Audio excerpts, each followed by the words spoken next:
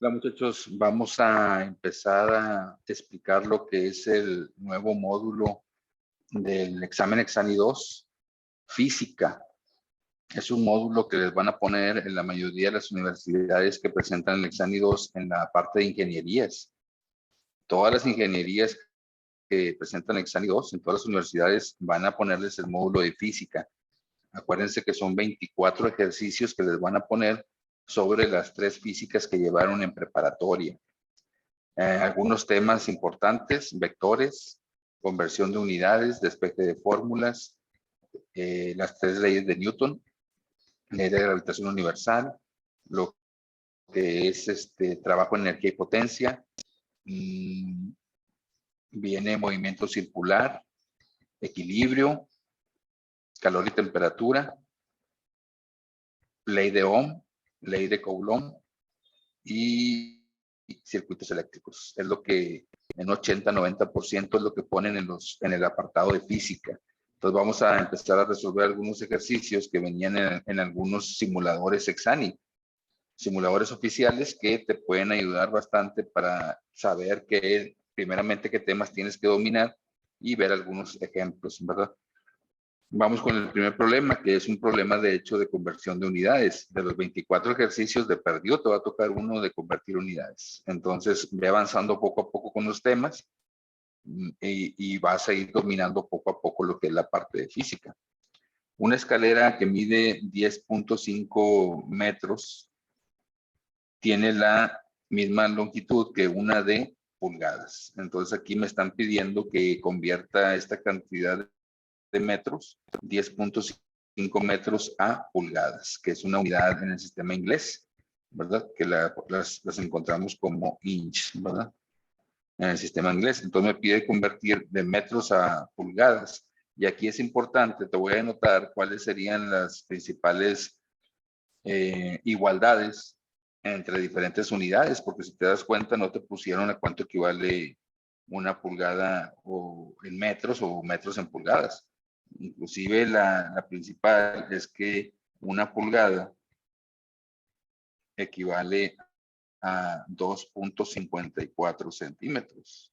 Es la que yo sugiero que tengas que tener ahí presente para utilizarla si te toca una conversión de estas. También sabes que un kilómetro equivale a 1000 metros, también es de las principales que debes de tener presentes. Un metro equivale a 100 centímetros. Y ya en las unidades inglesas tenemos lo que es la milla. Una milla, acuérdate que equivale a 1609 metros. Tenemos una yarda, que se utiliza en el fútbol americano, ¿verdad? Una yarda es menos de un metro. 0.9144 metros, es menos de un metro. Y también tenemos lo que es un pie. Bueno, te lo voy a poner al revés. Un metro equivale a aproximadamente 3.28 pies. O un metro tiene 3.28 pies. Esa te la puedes aprender, cualquiera de estas de aquí, o todas, ¿verdad? No sabemos cuál te voy a tocar.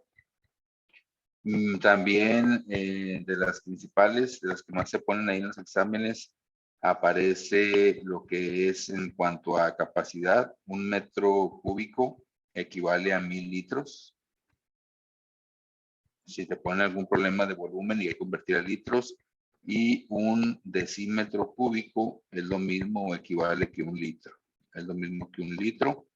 Tenemos la última que más he visto en los exámenes, es los galones. Un galón es lo mismo o equivale a 3.785 litros.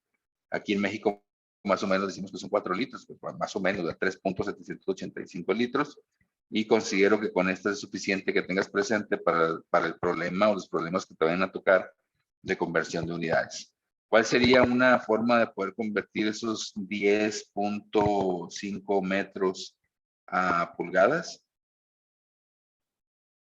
Un método muy universal sería que pongas la cantidad a convertir, que son 10.5 metros, y vamos a empezar a multiplicar por las diferentes igualdades para hasta llegar a las pulgadas. Tú tienes aquí, no tienes una igualdad que diga un metro tiene tantas pulgadas, pero sí tienes, por ejemplo, esta de aquí, que es la principal, que una pulgada equivale a 2.54 centímetros. ¿Qué te parece si primero convertimos los metros a centímetros con esta que tenemos aquí? De manera indirecta. Entonces, si tú quieres eliminar estos metros, entonces los metros tienen que estar acá abajo para que el metro de arriba, que es este, con el metro de abajo se elimine. Y aquí me pone la igualdad que consideramos importante. Un metro equivale a 100 centímetros. Entonces, fíjate que se eliminaría metro arriba y metro abajo. Y hasta aquí, si tú multiplicas 10.5 por 100, convertirías estos 10.5 metros a centímetros.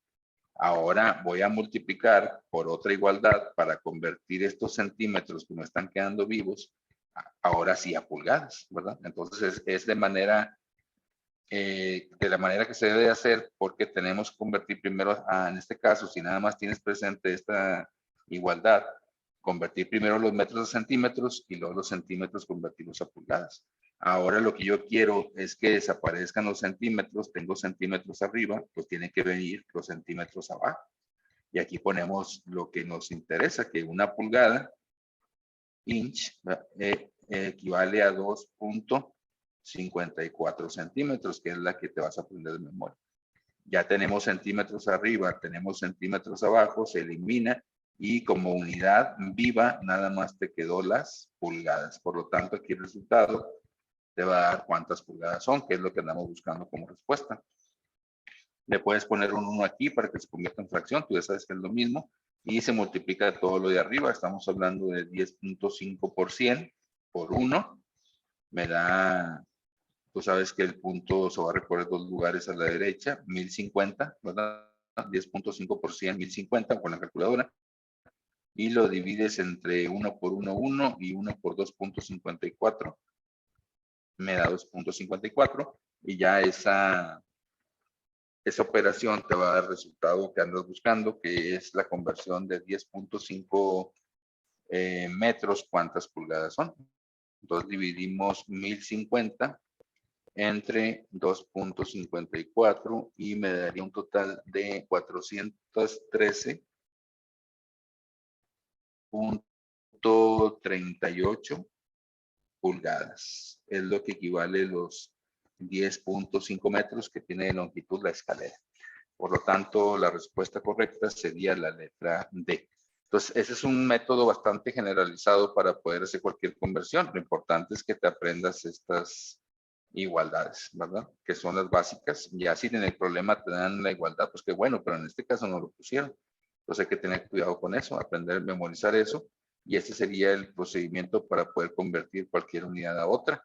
Es nada más poniendo la unidad arriba y abajo que quieres eliminar y te va a ir quedando la unidad que quieres, que en este caso era pulgadas.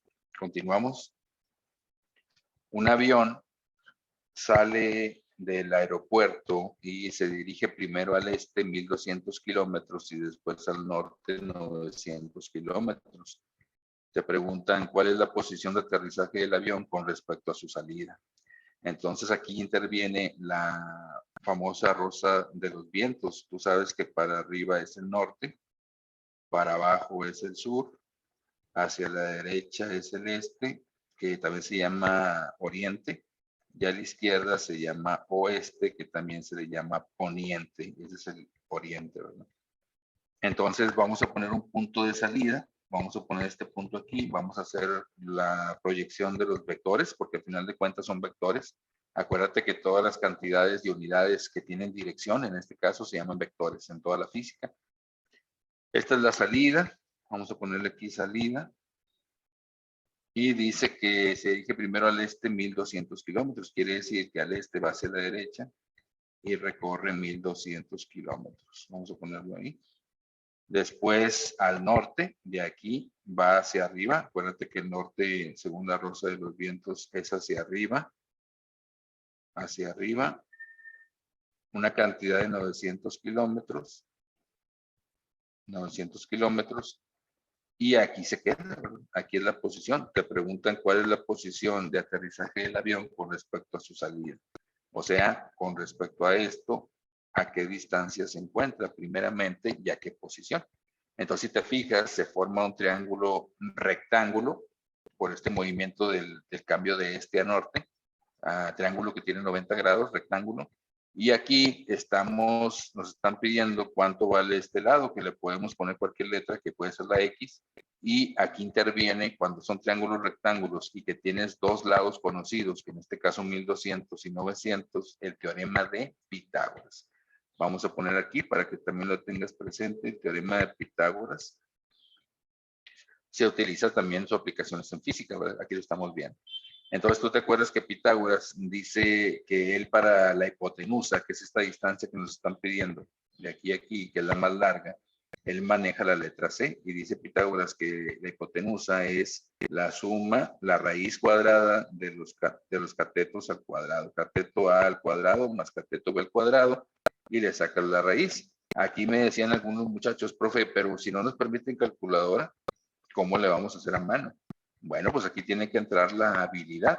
Tú sabes, por ejemplo, si tienes calculadora, C sería igual a la raíz. No importa si 900 es el cateto A o 1200 es el cateto B, al final de cuentas se van a sumar. Entonces yo le voy a poner que este 1200 es el cateto A y mi cateto B es 900. Si alguien los pone al revés, no pasa nada. Entonces aquí sería 1200 al cuadrado más 900 al cuadrado. Le sacamos la raíz y ya encontraría qué distancia se encuentra donde aterrizó el avión de su punto de despegue, ¿verdad? Que fue este de aquí. Esa sería la forma. Si elevamos al cuadrado 1200, le sumamos 900 al cuadrado y a ese valor 2.250.000 le sacamos la raíz, la respuesta o la distancia sería 1.500 kilómetros.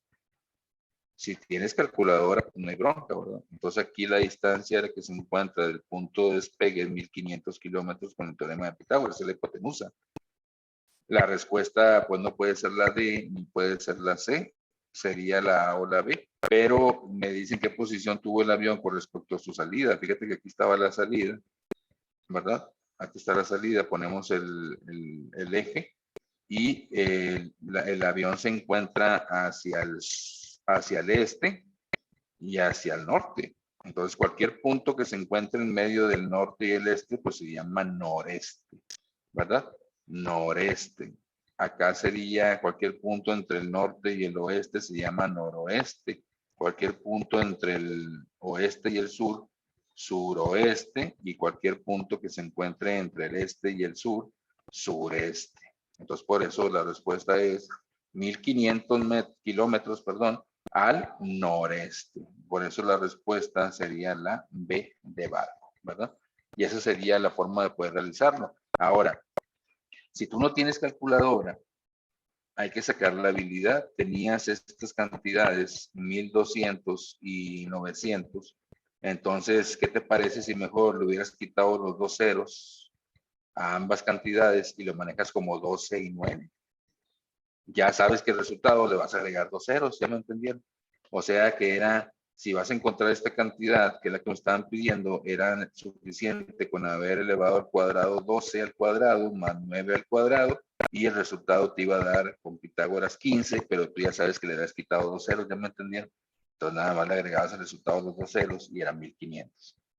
Eso es, si no te permiten calculadora, depende de la universidad. Entonces hay que sacar la habilidad, muchachos. Continuamos.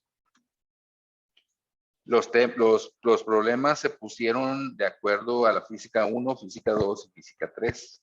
Así como van, es el orden de los temas. Ya vimos lo que es conversión de unidades, ya vimos algo de teorema de Pitágoras y vectores. Ahora viene este tema que se llama equilibrio, que es seguro que te van a poner de perdido uno, ¿verdad? Equilibrio.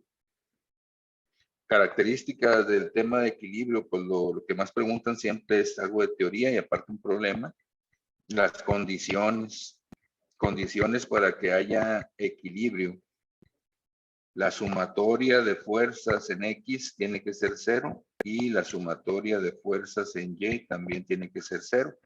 Cuando las fuerzas en X se aparecen en 0 y en Y también, se dice que el cuerpo está en equilibrio. ¿Cuál es el peso del semáforo en newtons? Me están preguntando cuánto pesa este semáforo en newtons si se encuentra en equilibrio. Considera coseno de 30 vale 0.866 y seno de 30 vale 0.5. Yo te voy a complementar con otros dos valores que puedes aprender. Seno de 30, bueno, seno de 30 vale 0.05. Entonces aquí le vamos a poner coseno de 60 grados es igual a 0.5 y seno de 60 grados es igual a 0.866, al revés que las otras. Vale la pena que te las aprendas, ¿verdad? Esas cuatro. Seno de 30, 0.5. Seno de 60, 0.866. Coseno de 30, 0.866. Coseno de 60, 0.5, al revés. Y aquí, los maestros siempre nos decían que había que hacer un diagrama de cuerpo libre. El diagrama de cuerpo libre era aquel donde nada más poníamos el origen, eje X y eje Y de aquí del origen salía todo esto que están aquí poniéndome como dibujo. Te fijas que el semáforo va en el eje Y, entonces hay una fuerza que va para abajo, que es el semáforo, ¿verdad? Que es ese semáforo que le voy a poner la letra S o la X, lo que tú quieras, que es lo que me están pidiendo, cuánto pesa el semáforo. Y tengo un vector que va hacia la derecha, aquí lo estoy poniendo, que es este de aquí, que dice que vale 40 newtons, va a la derecha. Tengo otro vector que está en el cuadrante número 2. Aquí está. Acuérdate que los cuadrantes es el 1, el 2, el 3 y el 4 cuadrante. Eso no cambian de posición. Y dice que tiene un valor de 80 newtons. Y el ángulo que me dan es este de aquí. Mucho cuidado, 30 grados. 30 grados. Pero el ángulo de 30 grados es con respecto al eje Y. Entonces yo aquí, para poder uniformizar, voy a pedirles que siempre agarren el ángulo con respecto a X. Aquí en este caso, si este ángulo es de 90, tú ya sabes que este ángulo vale 60, para que 60 más 30 valga 90, y me vas a utilizar este ángulo de 60. Siempre hay que utilizar el ángulo con respecto a X, ¿sí? Entonces, aquí vamos a hacer una descomposición de este vector. El único vector que tiene un ángulo de inclinación es este, ¿cómo le quieres llamar? Las letras es lo de menos. Fuerza 1, vale 80 newtons. Voy a ponerle que estos 40 newtons es mi fuerza 2 y el semáforo es la fuerza S o si le quieres poner F3, como tú quieras poner, las letras es lo de menos. Entonces, el único vector es el vector fuerza 1, 80 newtons, que es el único que tiene componentes en X y en Y porque tiene un ángulo de inclinación. Este fuerza 2 no tiene un vector más que en X porque está en el X. No puede tener en Y, ¿verdad? Entonces, lo que vamos a hacer, fíjate muy bien lo que vamos a hacer. Aquí vamos a hacer una sumatoria de fuerzas en X. Tú ya sabes que la condición dice que tiene que ser igual a 0. Entonces 0 va a ser igual y vamos a poner todas las fuerzas que están en X. Primeramente aparece la fuerza número 2 porque la fuerza número 2 va del 0 a la derecha. Por lo tanto, se considera que estos 40 newtons son positivos. Por eso tenemos 40 newtons positivos en el eje X. Y completitos, así como están, los 40 newtons van en el eje X porque no subo inclinaciones de 0 grados, ¿ya me entendieron? Todos los 40 van en el eje X y van del 0 a la derecha, por eso se ponen positivos. ¿Qué otra cosa tengo en el eje X? Pues si tú vas a descomponer este vector número 1, tienes ese vector, se descompone en una fuerza, fíjate, vas a encerrar un triángulo, una fuerza en X que va para el lado izquierdo del 0. Por eso esta fuerza 1 en X, que es esta de aquí, va a ser negativa, porque va para el lado izquierdo. Y la fuerza 1 en Y, para poder cerrar el triángulo, la fuerza 1 en Y va a ser positiva, porque va de aquí para arriba, donde la Y es positiva. Entonces, eso es muy importante. Para empezar, entonces aquí, esta fuerza en X, esta que vamos a sacar, su signo es negativo por esta razón que te estoy diciendo, que el vector va para acá, ¿verdad? ¿Cómo se saca cuántos de esos 80 newtons le pertenecen a esta fuerza en X? Por eso era muy importante lo que te decía ahorita, que si tú vas a descomponer un vector en X, siempre tiene que ser para que utilices la función coseno del ángulo, el ángulo siempre tiene que ser el ángulo con respecto a X. para que siempre en fx lo utilices la función coseno. Entonces saca coseno del ángulo y lo multiplicas por el vector. El vector vale 80 newtons. Entonces la componente en x va a ser coseno de 60, que es el ángulo con respecto a x, 60 grados, por el vector. Siempre va a ser coseno la función que vas a usar en x, ¿verdad? Y para sacar la componente de la fuerza 1 en y, que es esta de aquí, que dijimos que era positiva porque va para arriba, siempre va a ser la función seno del ángulo con respecto a x. Seno de 60 por 80, y así es como se descompone una fuerza que tiene una inclinación o un ángulo en x y en y. Entonces dijimos que coseno de 60 era 0.5, ¿verdad? Esto de aquí es 0.5 por 80, me da 40. Estamos hablando de 40 newtons que tienes en el F1X.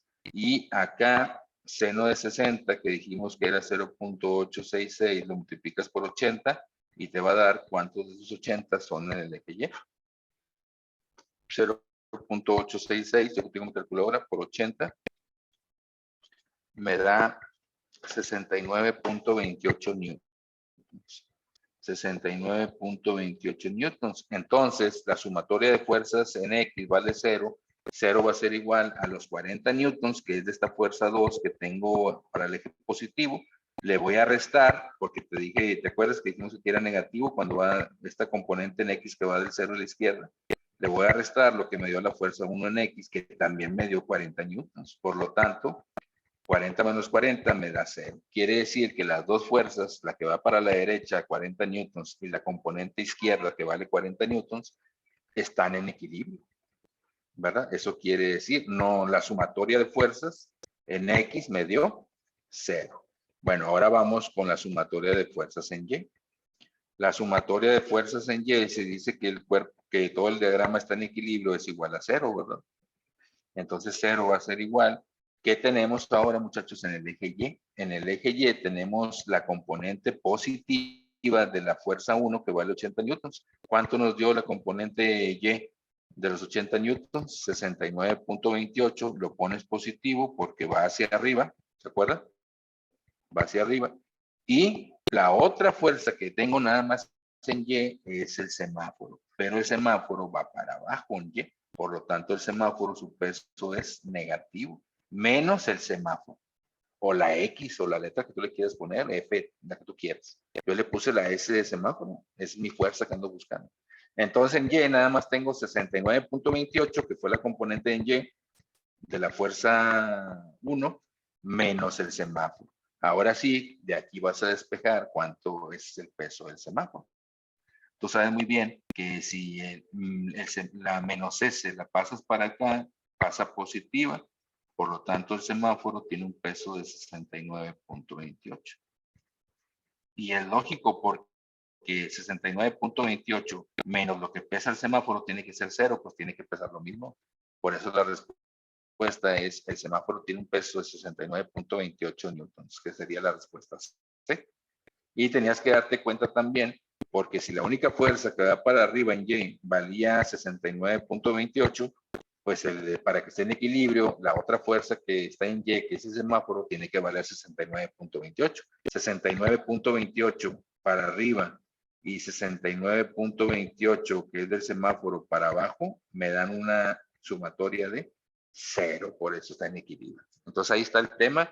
Si quieren investigar más, busquen sobre el tema de equilibrio, pero hasta este nivel nada más. Hay problemas mucho más pesados hasta este nivel. Ustedes saben que el examen maneja un nivel básico en todos los temas, ¿verdad? Entonces ahí está la resolución del problema. Ana corre en una pista circular, ya empieza otro tipo de movimiento, cuyo perímetro es de 3 kilómetros.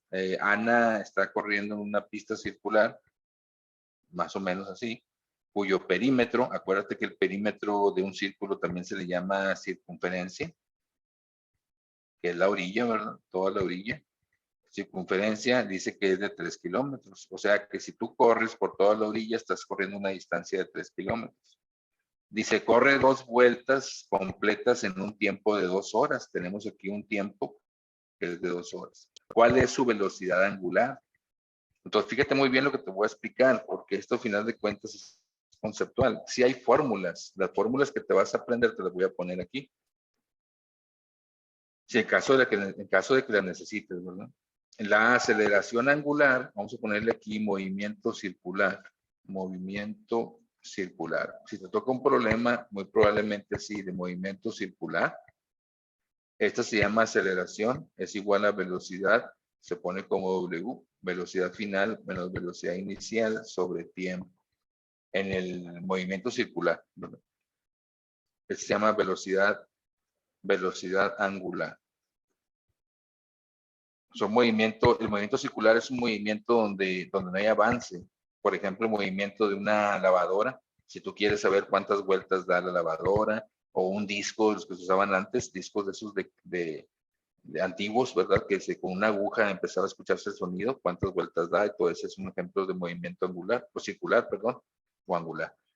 Y luego viene la velocidad final al cuadrado angular, es igual a velocidad inicial angular al cuadrado, más 2 veces la aceleración angular por la distancia angular, que es este simbolito que se llama teta. Ese simbolito se puede dar en radianes, que es una unidad de distancia en el movimiento circular. Puede ser también en revoluciones o vueltas. Revoluciones o vueltas. ¿Te acuerdas que dijimos la hora de vueltas, ¿no? Y la última, que es la distancia en radianes o revoluciones o vueltas, es igual a la velocidad inicial angular por el tiempo, más un medio de la aceleración angular por el tiempo al cuadrado. Esas tres fórmulas te pueden ayudar, son las que te vas a aprender para el movimiento circular. Aquí era más conceptual, muchachos. Te voy a explicar por qué. Mira, te voy a explicar. Hay dos tipos de movimiento y lo voy a poner de una vez aquí. El movimiento lineal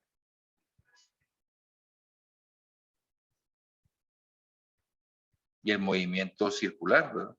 Si Ana está moviéndose alrededor de un círculo, que yo pretendo que sea círculo, y me dice que al dar una vuelta, ella recorrió 3 kilómetros, que es una unidad de distancia, alrededor. Si ella hace todo esto, está recorriendo 3 kilómetros.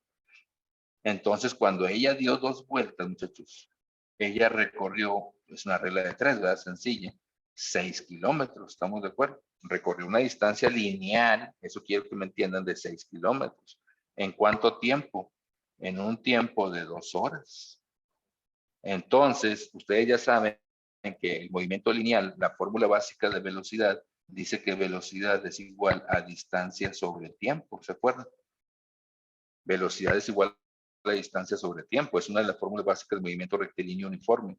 Por lo tanto, la velocidad, si te preguntaran la velocidad lineal que llevaba Ana, había que dividir la distancia que recorrió alrededor, que fueron estas 6 kilómetros en 2 vueltas, ¿verdad? 3 kilómetros por cada una, 6 kilómetros en total, fue la distancia que recorrió. ¿En cuánto tiempo? En 2 horas. Y tú divides distancia entre tiempo, te va a dar una velocidad lineal, si hubiera sido la pregunta. Porque lineal se refiere a que va alrededor, ¿verdad? Nada más. 6 entre 2 te da 3 kilómetros sobre hora. Y esa sería la velocidad lineal. Aquí pidiendo la velocidad angular. Por eso esta no puede ser respuesta, velocidad lineal. Por lo tanto, 3 kilómetros por hora está equivocado porque esa es velocidad lineal, ¿verdad? Si hubiera sido velocidad lineal, esa es la respuesta. Y también decía un compañero, profe, es que las unidades de velocidad angular no pueden ser kilómetros. Claro que no. Entonces él dijo, pues entonces 2 kilómetros por hora tampoco puede ser. Usted me dijo que la distancia se da en radianes. Ah, sí. Entonces, las únicas dos que tienen radianes es esta A y esta D. Si tú sabes que una de las unidades de distancia en el movimiento circular o angular es radianes, tendrías que haber sacado por concepto que era la A o era la D. Ahora, tú sabes muy bien que si Ana está recorriendo una distancia en un tiempo, tiene que haber una velocidad, no puede ser 0. Por lo tanto, la respuesta correcta es la D. 2 pi radianes por hora es la velocidad angular que lleva. Ahora tú vas a explicar por qué sale 2 pi radianes por hora. Vamos ahora, ya explicamos todo lo que es la velocidad lineal que lleva en la orilla Ana. Ahora la angular, fíjate lo que vamos a hacer. Ya cambian las unidades. Ustedes saben muy bien que alrededor un círculo en grados equivale a 360 grados. ¿Se acuerdan? Que alrededor en grados un círculo tiene 360 grados. Y acuérdate que dentro de las unidades de movimiento circular se encuentran los radianes. Y en trigonometría nos enseñaron que había una igualdad para convertir de grados a radianes o al revés. Nos decían que pi, que vale 3.1416 en áreas y volumen, pero en trigonometría pi radianes es lo mismo que 180 grados, muchachos, apréndanse eso. Pi en radianes equivale a 180 grados. Entonces, si tú sabes que la circunferencia tiene 360 grados, pues entonces de aquí sale la conclusión de que 2 pi radianes equivalen a 360 grados. 2 pi radianes. A ver, multiplica 180 que vale pi por 2. Ah, sí, profe, 360 grados. Entonces, aquí sale la principal igualdad. 2 pi radianes en grados son 360. Entonces, una vuelta que dio Ana en este problema, ella alrededor dio 3 kilómetros en una vuelta, pero en radianes, en radianes daba 2 pi radianes. ¿Ya me entendieron? Son unidades diferentes en cada movimiento. En una vuelta, como ella dio 360 grados, pues es lo mismo que 2 pi radianes. Entonces, en una vuelta dio 2 pi radianes. Si dio 2 vueltas, muchachos, pues tú dices, pues 2 pi por 2, ¿no? Si dio 2 vueltas, 2 por 2, 4 pi radianes fue lo que ella avanzó en el movimiento circular.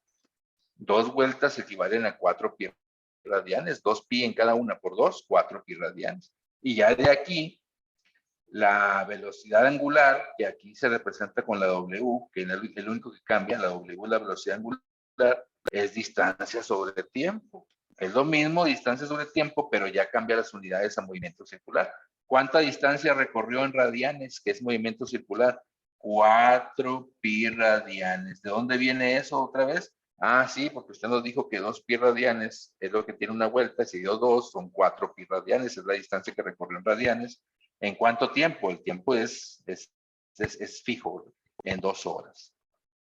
Si tú divides 4 pi radianes entre 2 horas, te va a dar la velocidad angular, ya con el movimiento circular.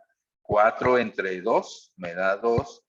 Pi, se baja el pi, aquí acuérdate que pi no vale 3.1416, se baja el pi, porque la velocidad se puede dar en radianes, entonces sería 2 pi radianes sobre hora. Y por eso la respuesta es la D de dado, 2 pi radianes sobre hora. Entonces acuérdate, fíjate, aquí hicimos un buen resumen del movimiento lineal, que sería 6 kilómetros entre 2 horas, 3 kilómetros por hora, y velocidad angular, que lo conviertes esa vuelta en 2 pi radianes, 2 serían 4 pi radianes, entre 2 horas me da 2 pi radianes por hora en cuanto a velocidad angular. Entonces aquí la respuesta era la D. Problema conceptual. La aceleración que se presenta en un móvil se debe a... Es un concepto muy importante, muchachos. La aceleración, para que haya aceleración, tiene que haber un cambio en la velocidad. Si no hay cambio en la velocidad, la aceleración es cero. Por eso en las fórmulas de aceleración aparece una velocidad final y aparece una velocidad inicial, porque tiene que haber un cambio. Cuando tú vas en carretera y le dices a tu papá, oye papá, acelérale. Él, por ejemplo, iba a 100 kilómetros por hora y acelérale quiere decir que le aumentó a 120 como ejemplo por hora. Hay una velocidad final y hay una velocidad inicial, por eso es una aceleración. ¿Ya me entendieron? Si no hay cambio de velocidad, no hay aceleración, ¿verdad? También puede ser para abajo, va a 100 kilómetros por hora y puede variar a 80, va muy rápido.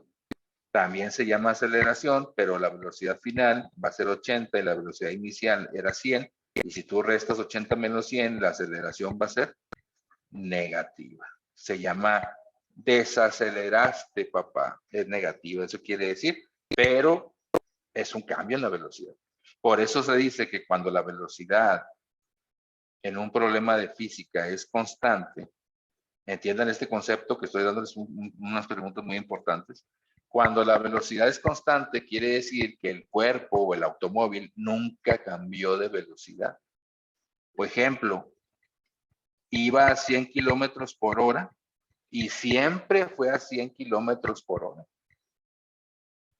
¿Qué aceleración tuvo? Ah, caray, pues ninguna, porque iba a 100 por hora y se mantuvo a 100 por hora, nunca hubo un cambio de velocidad, nunca pude experimentar qué aceleración tenía el carro. Por eso cuando la velocidad es constante, la aceleración vale cero. ¿Por qué? Porque no hubo cambio en la velocidad y no puedo experimentar ninguna aceleración. Acuérdate cuando en la vida real decimos acelérale, vas a cambiar la velocidad. Si la velocidad es constante, no cambia, por eso la aceleración es cero. Es un concepto, es una pregunta que puede tocar. Entonces, la aceleración no tiene nada que ver con las fuerzas, lo acabo de explicar. Yo no dije nunca la palabra fuerzas. Bueno, en este caso, fuerzas internas es cero, es equilibrio, nada que ver aquí, ¿no? La aplicación de una fuerza interna tampoco es, y que las fuerzas externas sea cero tampoco son punto de equilibrio. Entonces, o es equilibrio. La respuesta correcta es la aplicación de una fuerza externa. Si tú aplicas una fuerza externa a un cuerpo, imagínate que este cuerpo tiene una velocidad de cero, quiere decir que está en reposo, ¿verdad? No se mueve. Y tú le aplicas una fuerza, por ejemplo, que fuera una canica, la canica tiene una velocidad de cero y tú le aplicas una fuerza externa, la canica va a empezar a moverse y cuando se empieza a mover ya hubo un cambio de velocidad, eso se llama aceleración. ¿Ya me entendieron? Por eso la respuesta correcta es la aplicación de una fuerza externa va a hacer que un cuerpo que está en reposo, por ejemplo, al aplicar una fuerza se va a empezar a mover, va a cambiar su velocidad y cuando hay un cambio de velocidad se llama aceleración. Por eso la respuesta correcta es la C. Si un objeto con masa de 110 kilogramos, vamos a poner aquí la masa de 110 gramos, se lanza verticalmente hacia arriba, quiere decir que este objeto se va a lanzar hacia arriba. Este movimiento que va a hacer es este de aquí que estoy dibujando. Va a llegar hasta un punto máximo, una altura máxima, pero acuérdate que el objeto va a empezar a subir. Aquí dice con una velocidad inicial de 30 kilómetros por hora. Tienes que darle un impulso, una velocidad, si no, ¿cómo va a subir? Le vas a aventar y tú sabes muy bien que la velocidad, conforme va subiendo, va a ir disminuyendo. Llega a un punto donde la velocidad final es cero, y aquí es un concepto, cuando la velocidad final es cero de objeto, es la altura máxima que alcanzó todo esto. La altura máxima que alcanza es cuando la velocidad final es cero. Hace este movimiento y empieza ahora a ganar otra vez velocidad, muchachos. ¿Por qué? Porque lo que le va a dar velocidad, le va a quitar es la gravedad. Se dice que un cuerpo, cuando va hacia arriba, experimenta una gravedad negativa porque se va deteniendo. Su velocidad va disminuyendo porque la gravedad la lleva en contra. Por eso la G de gravedad 9.81 se considera negativa cuando los objetos van para arriba. ¿Y por qué agarra velocidad el objeto cuando va cayendo? Porque la gravedad ya la tiene positiva. Haz de cuenta que lo está jalando y por eso la gravedad cuando un objeto va para abajo se considera positiva, 9.81. Pregunta de examen. La velocidad con la que se lanzó es la misma velocidad con la que va a llegar. La velocidad que perdió aquí por la gravedad negativa la va a volver a ganar con la gravedad positiva. Aquí está, 30 kilómetros por hora con la que va a pegar. Bueno, entonces dice que se va a lanzar este objeto pesado, digamos pesado entre comillas, masudo, 110 kilogramos, es mucho masa, a una velocidad de 30 kilómetros por hora. ¿Cuántos metros va a alcanzar la altura? Están pidiendo la altura. Aquí hay tres fórmulas. Para empezar el movimiento rectilíneo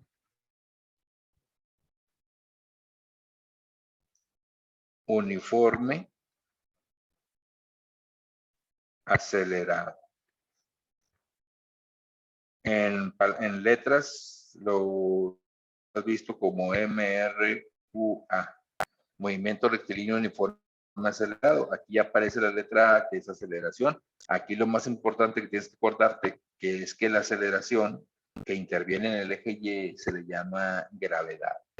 La gravedad de la Tierra, que vale 9.81, es la metros sobre segundo al cuadrado, es la gravedad, es la aceleración. En el eje Y, que no se te olvide, siempre la A se cambia por la G, que es la gravedad.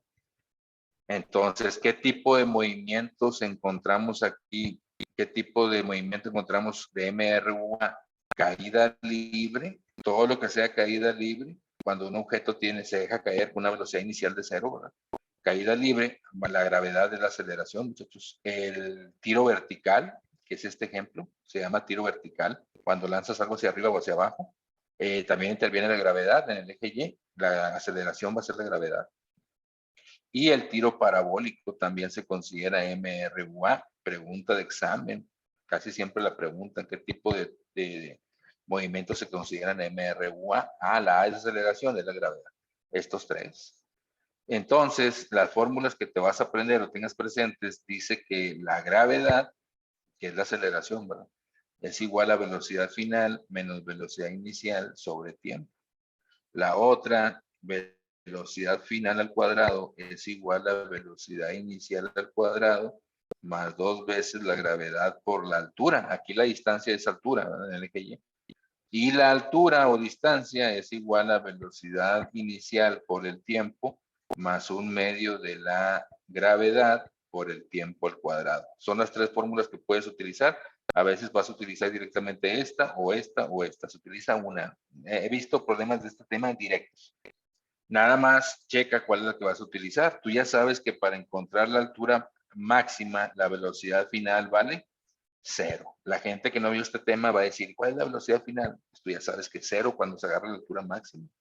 Ya me dieron la velocidad inicial, pero aquí la trampa que estoy viendo es que la velocidad inicial te la dieron en kilómetros por hora. Si la masa te la dan en kilogramos, el tiempo tiene que estar en segundos, muchachos, y la distancia tiene que ser en metros. Se llama sistema, ¿se acuerdan? MKS. Metro, kilogramo y segundo. Entonces aquí no me puedes revolver kilómetros por hora con kilogramos, ni segundo, ni nada de eso. Tienes que convertirlo a metros por segundo. Si tú le pones el 30, ya echaste a perder todo el trabajo. Por eso vimos, el primer problema era cómo convertir. Entonces vamos a convertir 30 kilómetros por hora, o sobre hora, como que se dice por hora, a metros por segundo, que es la unidad metro del MKS en cuanto a longitud y segundos en tiempo. Siempre es en metros por segundo. Voy a poner aquí una igualdad. Le voy a poner que yo quiero eliminar las horas, la pongo arriba. Entonces una hora tiene 60 minutos y un minuto tiene 60 segundos. 60 por 60. Una hora tiene 3,600 segundos. Adiós horas arriba con horas abajo, por eso lo eliminé. Y hasta aquí me quedarían kilómetros por segundo. Yo quiero metros por segundo. Bueno, entonces ahora quiero eliminar los kilómetros. Kilómetros está arriba, pues pongo kilómetros abajo para que se elimine. Y un kilómetro tiene 1000 metros. Tú ya sabes eso. Entonces, ¿qué te quedó vivo? Arriba me quedaron metros y abajo me quedaron los segundos, y a esa forma ya vas a convertir a metros por segundo. Multiplicamos 30 por 1, 30, y 30 por 1000 son 30,000, entre 3,600 por 1, 3,600. Al hacer esa división, ya vas a encontrar a cuánto equivale 30 kilómetros por hora a metros por segundo. Dividimos 30,000 entre 3,600 y nos da que 30 kilómetros por hora son 8.33 metros por segundo. Entonces, lo que vamos a usar para el problema es 8.33 metros por segundo. Es lo mismo que 30 kilómetros por hora. Tú recorres en una hora 30 kilómetros o también recorres en un segundo un poquito más de 8 metros. 8.33 metros por segundo. Ahora sí, ¿cuál de estas fórmulas vamos a utilizar cuando sea caída libre, tiro vertical o tiro parabólico? Es una de estas tres, pues la que esté más directa. ¿Qué te parece si me están pidiendo la altura? La altura, me están pidiendo la altura, ¿verdad? Esta es una fórmula directa de altura, pero desafortunadamente no tengo el tiempo, ¿verdad? No me dicen cuánto tiempo tardó en llegar arriba, ¿verdad? Entonces sería indirecta. La que yo sugiero que utilices sería esta de aquí, en este problema, porque tiene la velocidad final, que es 0, dijimos que es cuando la máxima altura. Tiene la velocidad inicial, que es 8.33 metros por segundo. Tiene la gravedad, que es 9.81 metros sobre segundo, por eso tienes que convertir la velocidad. ¿Cómo vas a multiplicar kilómetros por hora por metros por segundo cuadrado? No se puede. Y tienes para despejar la H. La H la vas a despejar de aquí. Despeje de fórmulas, otro de los temas importantes de física fundamentales. Voy a copiar la fórmula. Dice que la velocidad final al cuadrado es igual a la velocidad inicial al cuadrado más 2 veces la gravedad por la altura. Voy a despejar H. ¿Sí? Voy a despejar la H. ¿Qué te parece si esta velocidad inicial que está positiva la paso para acá negativa? Entonces me quedaría velocidad final al cuadrado.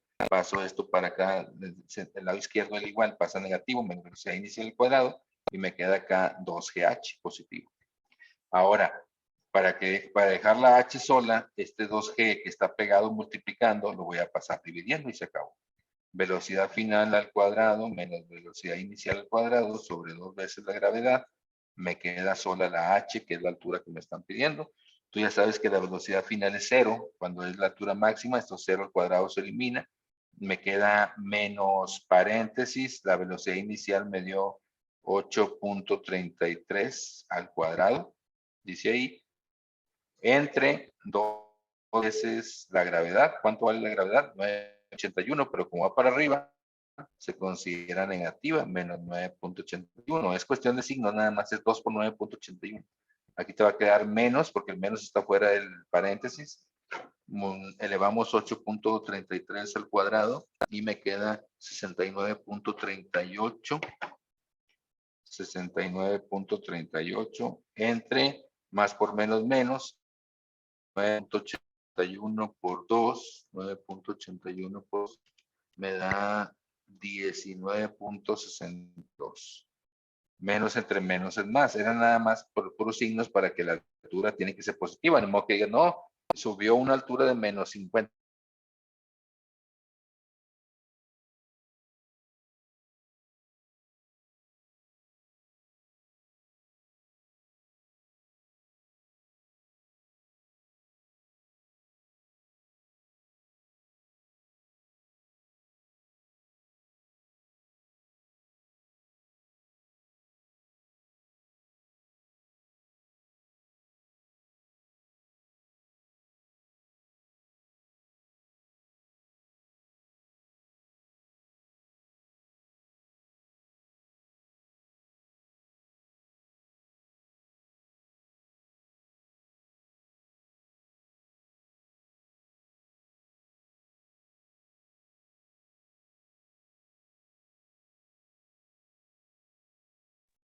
Ahí una disculpa, se salió este rollo, pero vamos a ver si no me afecta, no nos afecta mucho. Entonces, es muy pesado y levantarlo, bueno, déjeme regresarme. Vamos a poner aquí, hay una disculpa, se fue en internet, bueno, ya regresó. Entonces, levantarlo, pues tiene que tener una altura muy baja, es demasiado pesado, si lo quieres llamar así, tiene demasiado masa, por eso la única respuesta lógica era 3.53. Si tú querías esta masa grande que subiera más, tuvieras que haberlo aventado con una velocidad más grande. Bueno, pues ahí está. ¿Cuál es la fuerza máxima en newtons que puede sostener un gato hidráulico que soporta en su émbolo menor una fuerza de 15.5 newtons? Considere la razón entre áreas de 0.003. Bueno, para empezar, no están hablando de un gato hidráulico. Pregunta de examen. Principal aplicación del principio de Pascal. El principio de Pascal es el que nos habla de presiones de un cuerpo que está encerrado, muchachos. Es el principio de Pascal. Su principal aplicación es el gato hidráulico o prensa hidráulica. Es lo mismo, gato hidráulico, prensa hidráulica, principal aplicación del principio de Pascal. Es una pregunta que hacen mucho en los exámenes, en teoría, en física. Y dice la presión en forma general dice que es una fuerza aplicada en una determinada área. Por eso la presión es una fuerza sobre área, ¿verdad? Si tú aplicas una fuerza, por ejemplo, en el hombro de un compañero, le aplicas esta fuerza en una área, que es el hombro del compañero, estás aplicando una presión. Por eso a veces el compañero o la compañera dicen, ay, me dolió. Pues entre más pequeña sea el área, la presión es más grande. Entre más grande sea el área, la presión es más pequeña. Por eso si te fijas, la A está acá abajo. Es inversamente proporcional, se llama. Mayor área, menor presión. Menor área, al revés, mayor presión, ¿verdad? Entonces, en la prensa tiene que haber esta fórmula. La prensa hidráulica dice que la fuerza 1 sobre el área 1 es lo mismo que la fuerza 2 sobre el área 2. La prensa hidráulica tiene dos émbolos, es como si fuera un dibujito más o menos así, muchachos. Tiene dos émbolos, uno más chico, el área es más chica y este es el área más grande. Y se puede utilizar para levantar carros mediante fluidos. Aplicas una pequeña fuerza aquí, los fluidos van avanzando y esta produce una fuerza más grande que puede levantar más peso. Es el principio de Pascal, la aplicación de la prensa hidráulica.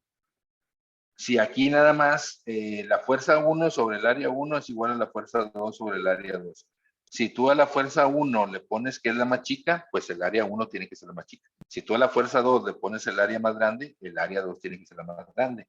O sea, no me revuelvas, la F1 es la más grande y la 1 la más chica, no, nada más no me pongas así, ¿verdad? Dice, ¿cuál es la fuerza máxima en newtons que puede sostener un gato hidráulico que soporta en su émbolo menor una fuerza de 15.5 newtons? Me dice que la fuerza menor, yo le voy a poner mi F1, le voy a poner que para mí es mi fuerza menor, dice que soporta 15.5 newtons.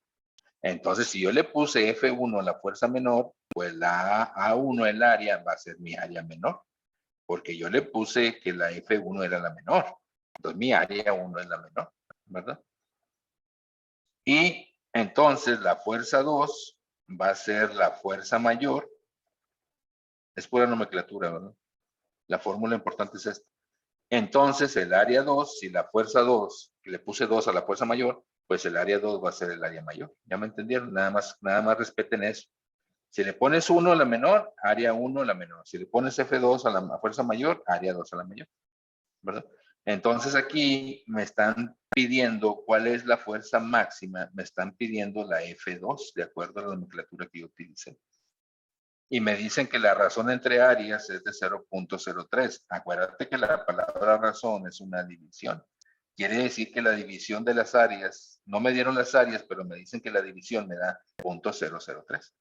Entonces vamos a despejar de la fórmula la fuerza 2, ¿ya me entendieron? Que es la fuerza mayor. Esta A2 que está dividiendo la pasas para acá multiplicando, entonces me quedaría F1 por A2. Va a ser igual. Y esta A1 que está dividiendo del lado izquierdo, tú sabes que su contrario es pasar multiplicando al lado derecho, por lo tanto me queda F2 por A2, por A1, perdón, F2 por A1. Hay gente que dice, profe, ¿le puedo multiplicar cruzado? Claro que sí, lo que estamos haciendo. F1 por A2 es lo mismo que F2 por A1. O este está dividiendo, pasa multiplicando, dividiendo, multiplicando. Ahí estamos. ¿Qué me está estorbando del lado derecho para que me quede la fuerza 2 que me están pidiendo la fuerza mayor? La A1 que está multiplicando, pues la pasas dividiendo para acá y ya quedó la fórmula despejada. Les dije desde el principio que el despeje de fórmulas era vital para el examen, ¿verdad? Aquí lo estamos viendo. La 1 pasa dividiendo y esto me queda como fuerza 2. Entonces vamos a multiplicar la fuerza 1, que le puse la fuerza menor, son 15. No tiene nada de chiste este problema, ¿eh? 15.5 newtons. Y me está diciendo que la razón entre áreas, o sea, si tú divides A2 y A1, es 0.003, ¿verdad? La pregunta que me hacen, profe, ¿y ese punto 003 lo voy a poner arriba o lo voy a poner abajo? Yo les digo, mira, es lógica, porque si tú lo pones arriba, este 0.003, que es el resultado de dividir estas área 1 y área 2, Pues al multiplicar te da una fuerza máxima menor. Ah, caray, ¿cómo va a ser una fuerza menor? No, profe, es que me están pidiendo la fuerza máxima. Si la menor es 15.5 newtons, entonces mi resultado tiene que ser más grande. Ah, claro que sí. ¿Estamos de acuerdo?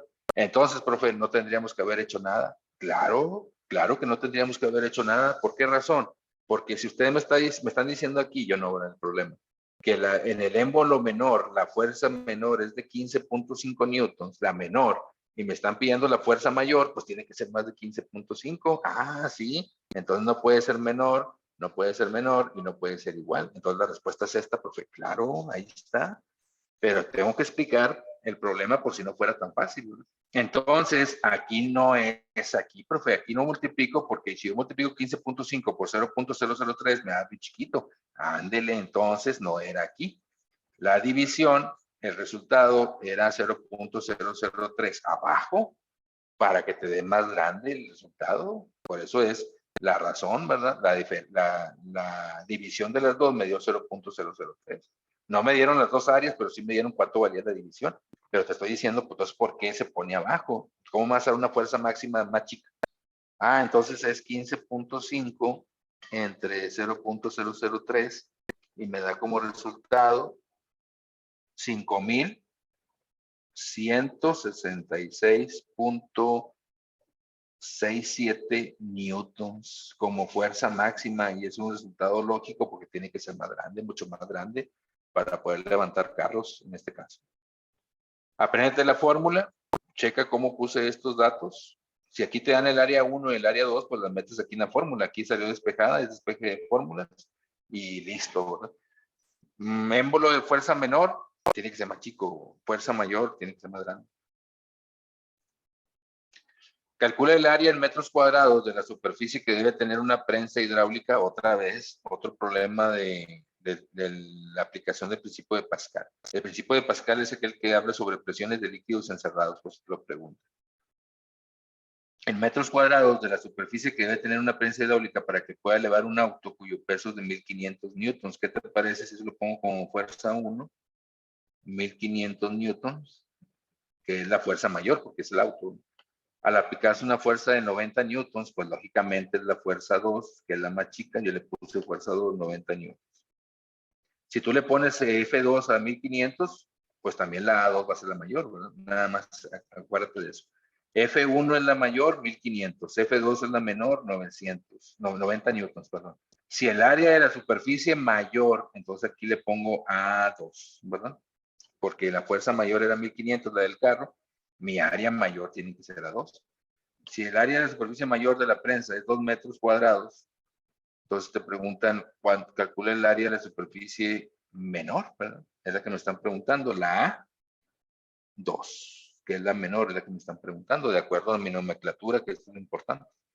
Tú ya sabes que la fórmula es fuerza 1 sobre área 1 es igual a fuerza 2 sobre área 2. Estamos hablando de presiones. Vamos a despejar entonces el área que me están pidiendo, de que es el área menor, ¿verdad? De acuerdo, dice una prensa hidráulica para que pueda elevar. Me están dando el área mayor y me están dando la fuerza mayor y la fuerza menor y me están pidiendo el área menor, ¿no? A2. Acuérdate que puede ser cruzado o pasa multiplicando. F1 por A2 es lo mismo que F2 por A1. No importa el orden, ¿verdad? A1, F2, F2 por A1. Cruzado. Ahora quiero saber cuánto vale el área 2, que es la menor, de acuerdo, me acomodo, sería F2 por A1, que está del lado derecho, y esta F1 que está aquí pegada multiplicando, me conviene pasarla dividiendo para que me quede sola la A2. Pues el área 2 va a ser igual a la fuerza 2, que vale 90 newtons, lo ponemos aquí. Fuerza 2 que multiplica al área 1. Aquí le puse área 2, nada que ver, ¿verdad? Aquí no, disculpa, es área 1, ¿verdad? No puedo mezclar. 2, un error ahí de cuidado, ¿verdad? Le puse 2, no sé por qué. Área 1, F1, área 1. Y la F1 es 1500 newtons. Ahora, muchachos, si el área más grande, A1, era 2 metros y me están pidiendo el área más chica, pues tiene que ser menos de 2, ¿no? No puede ser 33, no puede ser 16, tenía que ser 0.12 o 0.06, el área más chica, ¿no? Menor a 2 es la mayor, la más chica, la área más chica tiene que ser menor a 2. 90 por 2 son 180 entre 1500. Puedes dividir 180 entre 1500. Y eso me da un resultado de área de 0.12. Por lo tanto, el área 2, que es el área pequeña, 0.12 metros cuadrados. El área se ve en metros cuadrados. Y aquí está 0.12 metros cuadrados. Pues ahí está la fórmula, hay que aprendérsela nada más, la prensa hidráulica. Si se tienen 0.5 litros de un gas ideal confinado a 30 grados Kelvin de temperatura constante y a 1.5 atmósferas de presión, ¿cómo varía el volumen en litros si la presión aumenta a 2 atmósferas? Fíjate que aquí me están dando que la temperatura es constante. Entonces aquí te voy a poner 3 leyes que se aplican en los gases. La ley de Charles, te puede tocar esa. Vamos a hacer todo el trabajo completo. La ley de Charles es cuando la presión es constante. Pregunta de examen puede ser. La presión es constante. O sea, no cambia. Y como es constante y no cambia, pues no entra en la fórmula. Entonces eso quiere decir. Por eso la fórmula de ley de Charles es volumen 1 sobre temperatura 1 es igual a volumen 2 sobre temperatura 2. Y ahí despejas lo que quieras despejar. Cuando la presión es constante, aquí dice la temperatura es constante, entonces la ley de Charles no es, pero te puede tocar. Si la presión es constante, utiliza esta fórmula. Aparece la ley de Gay-Lussac. Gay-Lussac. Esa la vas a utilizar cuando el volumen es constante. El volumen es constante, o sea, que no cambie. Entonces, como es el mismo, no entra en la fórmula, por eso el volumen no aparece en la fórmula de Gay-Lussac. Aquí la presión era constante, por eso no aparece la P. Aquí el volumen es constante, por eso en la fórmula P1 sobre la temperatura 1, presión 1 sobre temperatura 1 es igual a presión 2 sobre temperatura 2, por eso no aparece el volumen, porque no importa, es constante. Ley de Gay-Lussac. Y la tercera ley, que es la que vamos a usar aquí, es la ley de Boyle-Mariotte, se escribe. Boyle-Mariotte. Mariotte.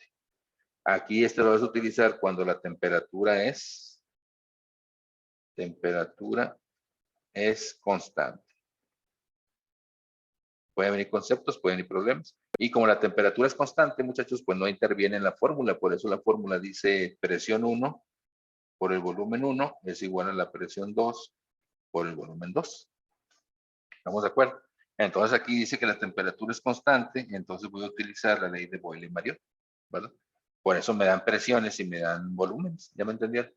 Entonces aquí dice que se tienen 0.5 litros de un gas. ¿Qué te parece si eso le ponemos un volumen? Volumen 1, le ponemos 0.5 litros, confinado a 30 grados Kelvin, eso es la temperatura constante, no interviene. Y está a una presión de 1.5 atmósferas. Entonces, si yo le puse que este es el volumen inicial, B1, pues la presión inicial tiene que ser P1. ¿Se acuerdan? Hay que respetar nada más los subíndices. La presión 1 es 1.5 atmósferas ATM. Ahí están B1 y P1. Ahora, ¿cómo varía el volumen? Entonces ahora me están pidiendo el volumen 2, ¿ya me entendieron? Digamos que este es inicial y este es lo final, ¿verdad? Inicial, un volumen de 0.5 litros a una presión de 1.5 atmósferas. ¿Qué volumen final? B2. Si la presión 2, B2, es de 2 atmósferas. Mira qué padre, 2 atmósferas. Entonces, lo que vamos a despejar, de acuerdo al acomodo que me están pidiendo, es el volumen 2, B2. De esta fórmula que te vas a aprender, te aprendiste las 3, ¿verdad? No sé cuál te vaya a tocar. Aquí nos tocó Boyle-Mariotte. Va a ser igual a P1 por V1 y esta P2 que me está multiplicando, pues la paso dividiendo y ya quedó solo el volumen 2. Y ahí está lo que hay que hacer. Presión 1, 1.1 por acá, 1.5 atmósferas, la voy a multiplicar por el volumen 1, que es 0.5 litros, y lo voy a dividir entre la presión 2, que son 2 atmósferas. Se elimina atmósferas con atmósferas, arriba y abajo, y me quedan litros, que es lo que me estaban pidiendo. Entonces era multiplicar 1.5 por 0.5 y lo que me dé entre 2. Y la respuesta es 0.375 litros. Ahí está la respuesta correcta y es un problema sencillo, pero aprende estas tres, te pueden tocar cualquiera de esas. Aquí nada más es lo mismo, qué volumen, qué temperatura, qué presión, qué temperatura y despegas. 0.375 litros sería la respuesta. Y tenía que ser, esa respuesta era la única correcta, porque si tú te pones a entender la física, si tú aumentas la presión, ya ves que estaba a 1.5 atmósferas y la aumentaste a 2, si tú aumentas la presión, el volumen disminuye, muchachos. Si tú aumentas la presión, los gases disminuyen. ¿Qué le pasa a los tanques de gas cuando los llenan en la casa? ¿Por qué si es un gas? Porque al moverlo se oye como un líquido. Porque el gas está bajo mucha presión dentro del tanque y por eso disminuye su volumen. Y al disminuir su volumen, es tanto la compresión de los gases que se hace líquido, ¿verdad? Adentro del gas, pero cuando tú le abres, pues como hay más espacio, se hace otra vez gas. Entonces aquí, entre más presión aplique sobre un gas, su volumen va a disminuir. Por eso la única respuesta correcta era esta, sin hacer nada, fíjense, puro concepto. Bueno, aquí está cómo se hace, ¿verdad? Si 500 gramos de aceite ocupan un volumen, vamos a poner aquí, bueno, la masa es en gramos aquí. Me está poniendo en gramos, dice 500 gramos. Esa es la masa, cantidad de materia. Y me dice que ocupan un volumen de 0.546 metros cúbicos. Entonces me preguntan cuál es la densidad del aceite. La densidad, dicho de mala manera, para que ustedes se acuerden, es como lo que pesa la sustancia. Pero la densidad, que es más o menos así, esto es un símbolo raro que se llama densidad. La densidad de una sustancia es la masa sobre volumen. También apréndansela porque si viene en los diferentes exámenes la densidad. ¿Cómo calcular la densidad de una sustancia o de un cuerpo? La masa que ocupa en la unidad de volumen. Masa ocupada en la unidad de volumen. Pero aquí hay una trampita. Fíjate que en las respuestas dicen kilogramos sobre metro cúbico. No dice gramos sobre metro cúbico. Si tú divides 500 gramos entre 0.546 metros cúbicos, te va a dar gramos por metro cúbico. Entonces, ¿por qué no mejor ver las respuestas primero? Y tú dices, ¿sabes qué? Tengo que convertirla a kilogramos. Tú sabes que un kilogramo equivale a 1000 gramos, entonces 500 gramos es la mitad. 0.5 kilogramos. Conviértelo desde el principio, hay que ver la respuesta. Entonces, ok, entonces la masa la pongo como kilogramos, 0.5 kilogramos, ¿ya me entendieron? Porque si le pones 500 gramos, te va a dar gramos sobre metro cúbico y estaría equivocado. 0.5 kilogramos, que es lo mismo que 500 gramos, lo divido entre 0.546 metros cúbicos y la densidad me va a dar en kilogramos sobre metro cúbico, que son las respuestas que tienes ahí. Mucho cuidado, ahí están las trampas, hay que convertir. 0.5 entre 0.546 me da una densidad de 0.915 aprox, que 0.915 kilogramos sobre metro cúbico. La respuesta correcta es la A. ¿Qué pasaría si tú no te das cuenta y divides 500 gramos, que es la masa en gramos, sobre 0.546 metros cúbicos? Pues sería 500 entre 0.546, te daría 915 gramos sobre metro cúbico. Alguien puede decir, profe, es esta. Vámonos, equivocada, porque dice gramos, sería gramos. ¿Ya me entendieron? Porque son importantes las unidades. Gramos sobre metro cúbico, y aquí dice 915 kilogramos. No dice ninguna gramos. Ah, pues está equivocado. Sí estaría bien si dijera 915 gramos sobre metro cúbico, pero no kilogramos. Por eso la trampa era convertir estos gramos a kilogramos sobre metro cúbico para que me den en kilogramos sobre metro cúbico, 0.91. Mucho cuidado nada más con eso, con el cambio de las unidades. Si la fuerza electrostática entre dos cargas situadas a una distancia R es de 10 newtons, ¿cuál debe ser la distancia entre las cargas para que la fuerza de atracción sea de 40 newtons? Órale. Bueno, aquí está hablando de fuerza electrostática.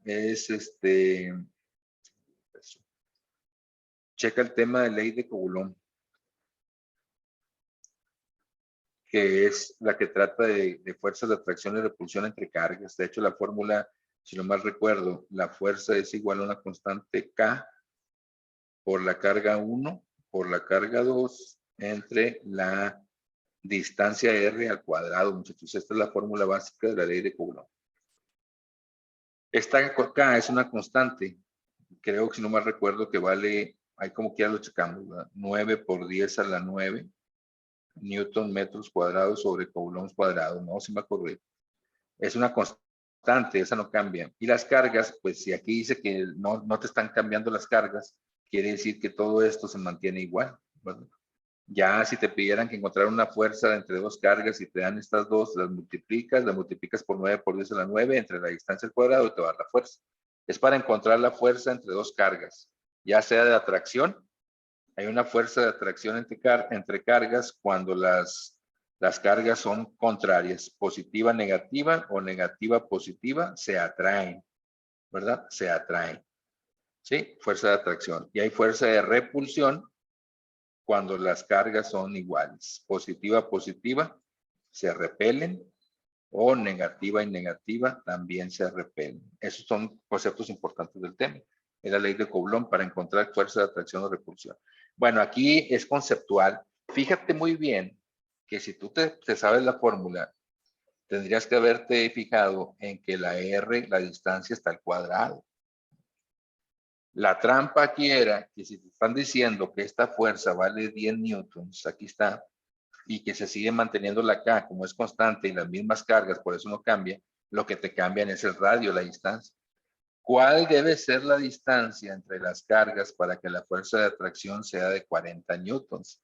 Si ahorita con estas condiciones la fuerza es de 10, entonces cuando tú las cargas están más juntas, la fuerza aumenta. Cuando las cargas están más lejos, la fuerza de atracción o de repulsión disminuye.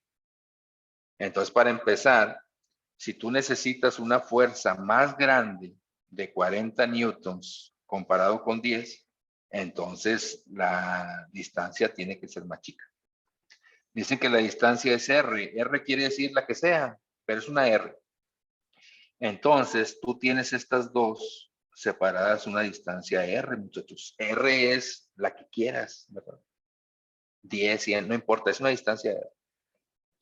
Aquí la fuerza entre estas dos cargas es de 10 newton, me están diciendo. Entonces, para que la fuerza aumente a 40, para empezar, tú tienes que juntarlas más. O sea que el radio o la distancia R tiene que ser más chica, ¿sí me están entendiendo? Entre menos distancia, más fuerza, están más cerca. Entre más distancia, menos fuerza. Por eso aquí otra vez digo lo mismo. La R está abajo y eso se llama inversamente proporcional a la fuerza. Quiere decir que entre más distancia, menos fuerza. Entre menos distancia, más fuerza. ¿Ya me entendieron? Entonces aquí, a esta distancia R, que no importa cuánto vale, hay una fuerza de 10 newtons. Para que aumente a 40, o sea que haya más fuerza, 40 newtons, tienen que estar más cerquita, por eso la distancia R tiene que ser más chica. Entonces aquí no puede ser más 4R, no puede ser más de R, tiene que ser más chiquita de R, porque necesitamos que estén más cerca para que aumente la fuerza de atracción, de repulsión. Entonces, por esa razón, es R sobre 4, es R sobre 2. Alguien puede decir, profe, es que 40 newtons es 4 veces 10, por eso es R sobre 4. Muy bien, equivocado. Ahí está la trampa. ¿Por qué, profe? Pues es que va a aumentar 4 veces, 40 newtons a 10 es 4 veces. Sí, nada más que yo te dije que la R no estaba sobre R, era sobre R al cuadrado. Ah, ya entendí. Como es R al cuadrado, es suficiente con que el radio lo dividas entre 2 y lo eleves al cuadrado para que se haga 4 veces menos. ¿Ya me entendieron? La respuesta era R sobre 2 y te lo voy a demostrar con valores.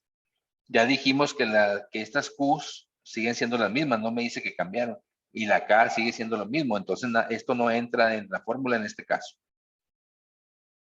Entonces fíjate muy bien. Si aquí era 10 newtons, ponle un ejemplo, R vale 10. Entonces tú divides 10 entre 10, te daría 1, ¿verdad? Perdón. Aquí la fuerza sería 10 igual a una constante, voy a poner cualquier letra acá, entre 10. Olvídalo. No se cuajó la idea. La idea es esta. No quise meterle más y no nos va a confundir. Entonces aquí no me le vayas a poner, 40 newtons es 4 veces 10, entonces como tiene que aumentar la fuerza de atracción o repulsión, va a ser la distancia más chica 4 veces. No, equivocado. Es que no, es que me acuerdo que el radio es al cuadrado la distancia. Entonces si lo disminuyo a la mitad, o sea, un medio, lo elevo al cuadrado y me quedaría un cuarto, o sea, 4 veces va a ser la fuerza. 10 por 4, 40. Es suficiente con eso. Que te acuerdes que siempre la distancia en la fórmula es al cuadrado, no puede ser lineal. Si aumenta el doble, ¿verdad? Disminuye la cantidad, ¿verdad? Eso quiere decir nada más. Entonces aquí era, disminuyo a la mitad R sobre 2, o un medio de R, y lo elevo al cuadrado, va a ser un R sobre 4, entonces la cuarta parte al revés es 4 veces 10, 40. No es la mitad, ¿verdad? Aquí está equivocado, sería R sobre 2. Porque, vuelvo a insistir, como la fórmula dice que si lo elevo al cuadrado, haz de cuenta que se está reduciendo la fuerza R sobre 4. 2 al cuadrado, 4. O sea, sería 4 veces ¿cómo se llama? La fuerza. Circuitos eléctricos. El voltaje total aplicado al circuito de la figura es de 12 volts. Aquí se pone el voltaje, 12 volts. Y la resistencia es R1. Aquí está R2 y R3 son de 5 ohms. Se pone así omega. 3 ohms. Y 8 ohms respectivamente. Aquí está 8 ohms, son resistencia. Si tú quieres darte una idea, las resistencias en la casa son los focos, el refrigerador, la tele, todo lo que consume energía. Son las resistencias, ¿verdad? 5, 3 y 8, respectivamente. ¿Cuál es la resistencia equivalente del circuito en ohms? No me sirvió de nada este dato porque me están pidiendo nada más la resistencia equivalente. O la resistencia total se llama. Para empezar, aquí está interesante porque esta R1 y R2 están pegadas una junto a otra, están en serie, un circuito en serie, pero esta con esta está en paralelo. Está en paralelo. Entonces lo que hay que hacer primero es hacer estas dos una sola en paralelo para que se quede en serie con la otra. Interesante. Entonces aquí, cuando es una resistencia en paralelo, que está sucediendo con estas dos nada más, R2 y R3, ¿sí? Están en paralelo. Fíjense que estas dos están conectadas al voltaje. Entonces lo que vamos a hacer es la fórmula para resistencia total o equivalente en paralelo es 1 sobre R2 en este caso, más 1 sobre R3 en este caso, que son estas dos que están en paralelo. Esta no, porque esta la vamos a dejar en stand-by porque está en serie. Te voy a explicar por qué. Esta es la fórmula, entonces quedaría 1 entre 1 sobre R2, que vale 3 ohms, ¿sí, verdad? Más 1 sobre R3, que vale 8 ohms. Ahí está cómo quedaría. Esto va a ser igual a 1 entre puedes hacerlo sumando las fracciones. 1/3 más 1/8, lo puedes hacer con punto decimal también, es lo mismo. 1/3 más 1/8 me da un valor de 11/24. Si tú divides 11 entre 24, bueno, vamos a dejarlo con fracción. Bueno, 11 entre 24. Divídelo, 11 entre 24, conviértelo a decimal, me da 0.458. 0.458. Y ahora sí, la resistencia total hasta esas dos en paralelo sería dividir 1 entre 0.458. O 1 entre 11 sobre 24, es lo mismo. Y me da 2.18 ohms. Entonces, al hacer esto, fíjate cómo quedaría. Esto te lo vas a imaginar tú. 12 volts alimentados, me quedó esta resistencia en serie que vale la R1, que vale 5 ohms, ¿sí? ¿Y cuál fue el efecto de hacer estas dos en paralelo? Que fue lo que hice aquí, que me dio, ya no vale, se hace una sola, ya no vale 3, ya no vale 8, ahora una sola, queda así, muchachos. ¿Y esta cuánto vale ahora? La combinación de 3 y 8, 2.18 ohms. ¿Verdad? Esta sería la resistencia que hicimos aquí en paralelo, porque voy a insistir, estas dos están en paralelo. Y esta está en serie. Ahora, cuando haces esta, ya las dos te quedaron en serie. Serie quiere decir, termina una, se conecta la otra, la primera va conectada a la pila y la última a la pila. Eso se llama en serie. Y ahora sí, la resistencia total en serie, como ya tienes las dos en serie, pues es muy sencilla porque es la suma. 5 de una más 2.18 de la otra y ya me da la resistencia total. 7.18 ohms. Y esa sería la respuesta correcta, letra B. Entonces, fíjense que primero hicimos estas dos en paralelo, es esta fórmula. Si las tres hubieran estado en paralelo, es 1 sobre R1 más 1 sobre R2 más 1 sobre R3, y ya aquí saldría la respuesta, ¿verdad? Pero como esta eran dos en paralelo y se van a sumar a esta de acá, por eso ya se hace en serie al final. ¿Verdad? Si, por ejemplo, tuvieran puesto tres resistencias en serie, así, en serie, esta vale, por ejemplo, 10, esta vale 10 y esta vale 5, pues la resistencia total en serie, muy sencilla, 10 más 10 más 5 serían 25, ¿ya me entendieron? Y si hubiera estado en paralelo las tres, pues sería 1 sobre la primera, más 1 sobre la segunda, más 1 sobre la tercera, y ya te saldrían las tres en paralelo, ¿ya me entendieron? Aquí hicimos híbrido, hicimos dos, porque estas dos están en paralelo, me salió esto, y luego esto se lo sumé a esto porque era en serie, ¿ya me entendieron? Es todo lo que hay que hacer. De acuerdo con el circuito, ¿cuál es la corriente total en amperes que entrega la fuente de voltaje? Tenemos una fuente de voltaje que está alimentando de 10 volts, y tenemos dos resistencias. Ahora la pregunta aquí, ¿las resistencias están en serie o están en paralelo? Se conecta cada una de ellas, ambos lados se conectan a los 10 volts, fíjense. Se conectan a los 10 volts. Se llama paralelo. Acuérdate que en serie es cuando una va pegada junto a la otra, aquí no. ¿Verdad? Si tú lo quieres ver así, este sería como está hecho. Así, mira. Ahí está la resistencia 1 y acá está la resistencia 2. Las dos están conectadas en ambos lados, en ambos terminales a la pila, por eso se llama paralelo. Si fuera en serie, hubiera estado así. 1, 2 y así va. Sería en serie. Pues aquí está en paralelo. Entonces, ¿cuál es la corriente total? Existe un clavado de la ley de Ohm que maneja la fórmula de intensidad de la corriente es igual a voltaje sobre resistencia. Esa es la fórmula. Intensidad es igual a voltaje sobre resistencia, intensidad es igual a voltaje sobre resistencia. Entonces, si me están pidiendo la corriente, necesito el voltaje, ya lo tengo. Aquí lo puedo exponer, son 10 volts. Pero la resistencia no la tengo. Son dos. ¿Qué hay que sacar? La resistencia total. Entonces, aquí va a ser sobre la resistencia total. Como es en paralelo, yo te enseñé cómo se hace. La resistencia total va a ser igual a 1 entre 1 sobre la resistencia 1, que vale 50 ohms, más 1 sobre la resistencia 2 que vale 40 ohms. Las dos están en paralelo. Y ahí vas a sacar la resistencia total. ¿Te acuerdas? En paralelo. Entonces aquí puedes hacerlo hasta con ¿cómo se llama? Con decimales. 1 entre 50. Si no quieres batallar, me da 0.02.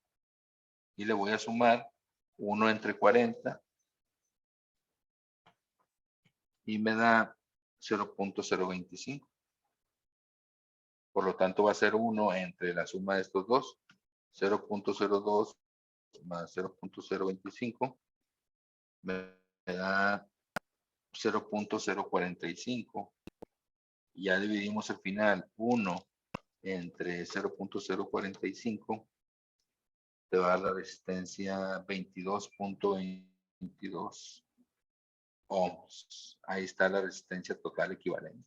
Ahora sí, la intensidad del circuito, la intensidad total va a ser igual al voltaje que lo está alimentando, que es 10 volts.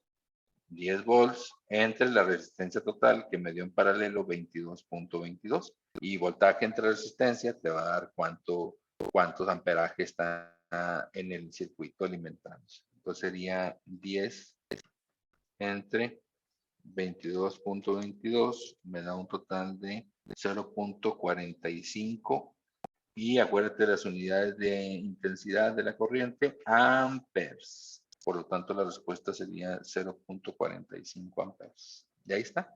Entonces, acuérdate de la ley de Ohm, fórmula importante, intensidad es voltaje sobre resistencia. El voltaje es 10 volts, la resistencia total no la tengo, la saco en paralelo porque están en paralelo, las dos. Lo hago de esta manera y me da 22.22, ¿verdad? Vamos a corroborarlo, no vamos a regarla. 1 entre 22, ay, perdón, 1 entre 0.045 me da 22.22, es correcto el resultado. 0.45 per sería la respuesta. Ley de Ohm, muchachos. En general, una pregunta, los metales, acuérdate que todos los problemas los puse en primero todos los de física 1, física 2, física 3.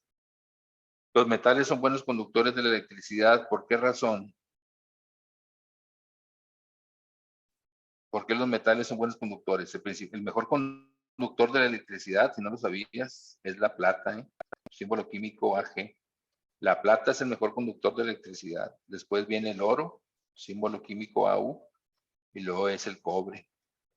Pero ya saben por qué no, por qué ponen cobre, si así se lo roban. Imagínense que pusieran plata en el cableado o oro, pues ahí se lo robarían todo, ¿no? Son buenos conductores los metales porque son sensibles a los campos magnéticos, son resistentes al calor, nada que ver. Por sus propiedades físicas es muy general, tener pocos electrones en la última órbita de sus átomos. Tener pocos electrones, esta es la respuesta correcta. Todos los metales, muchachos, tienen valencia positiva, a excepción del hidrógeno. Si tú quieres recordar o saber qué tipo de material es un elemento, fíjate en su valencia, menos el hidrógeno. Si todo tiene positiva, son metales. Por ejemplo, el magnesio tiene valencia más 2, es un metal. El aluminio tiene valencia más 3, es un metal.